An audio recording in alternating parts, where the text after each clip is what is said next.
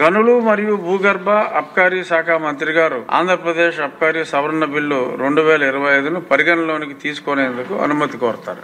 Honorable Speaker, sir, I request to move that the Andhra Pradesh Excise Amendment Bill 2025 be taken into consideration. మంత్రి గారి ప్రతిపాదన సభా సమక్షంలో ఉంది. ఇప్పుడు ఆంధ్రప్రదేశ్ అబ్కారీ బిల్లు 2025ను పరిగణలోనికి తీసుకోవటం, ఈ ప్రతిపాదనకు సుముఖంగా ఉన్నవారు అవును అనండి, వ్యతిరేకంగా ఉన్నవారు కాదు అనండి, అవునన్నారు, అందరూ అవునన్నారు. కావున ప్రతిపాదన ఆమోదించటమైనది, బిల్లు పరిగణలోనికి తీసుకోబడింది.